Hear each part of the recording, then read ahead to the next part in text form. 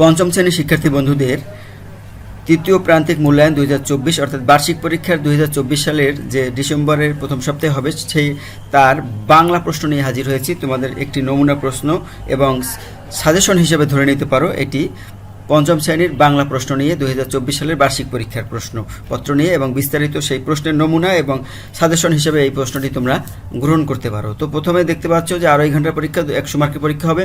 প্রথমেই 1 নম্বরে তোমাদের কবির নামসহ একটি কবিতা লিখতে হবে, 8 লাইন মুখস্থ, সেটা 10 মার্ক রয়েছে। সেখানে দেওয়া রয়েছে তোমাদের সিলেবাসের ভিতর থেকেই কিন্তু এই প্রশ্নটি করা হয়েছে।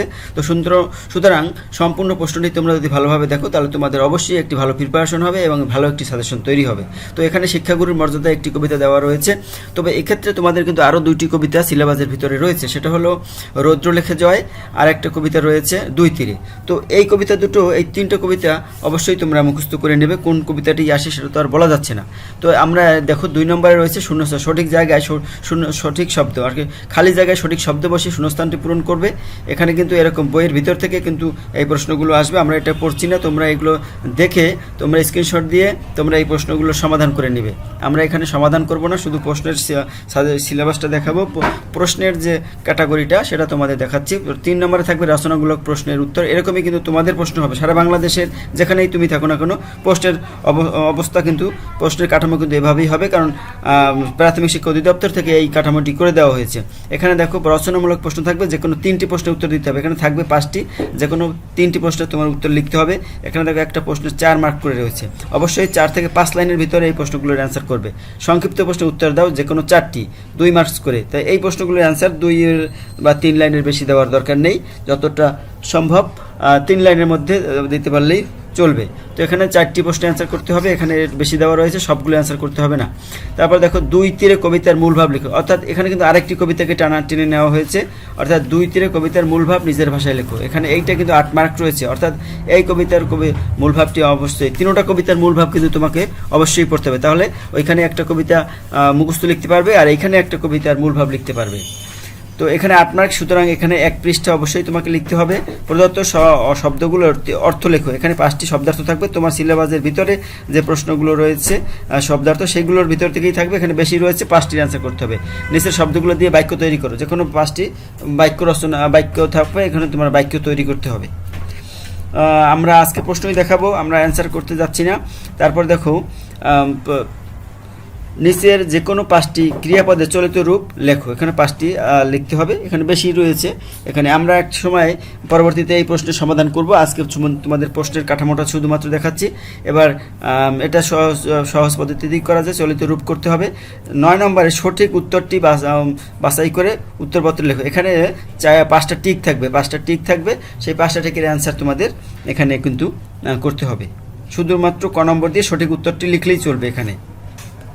এরপরে তারপর দেখো 2 নম্বরে যে প্রশ্নটি থাকবে, মানে টিক প্রশ্নটি, সেটা দেখে নাও, সঠিক উত্তরগুলো তোমরা খুঁজে নেবে। তো আমি বলতে গেলে অনেক বড় হয়ে যাবে, এখানে 5টা টিক থাকবে।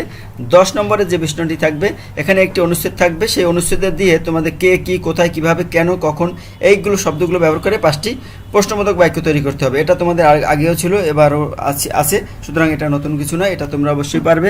11 নম্বরে দেখো যুক্তবর্ণ, এখানে 5টা বা 7টা যুক্তবর্ণ দেওয়া রয়েছে, যুক্তবর্ণগুলো ভেঙে দেখাও এবং প্রতিটি যুক্তবর্ণ দিয়ে একটি শব্দ তৈরি করে দেখো, 5 মার্কের। এখানে আগে বাক্য ছিল, বাক্য তৈরি করতে হতো, এখন আর সেটা দরকার নেই, সুতরাং এটা আরও সহজ হয়ে গেল।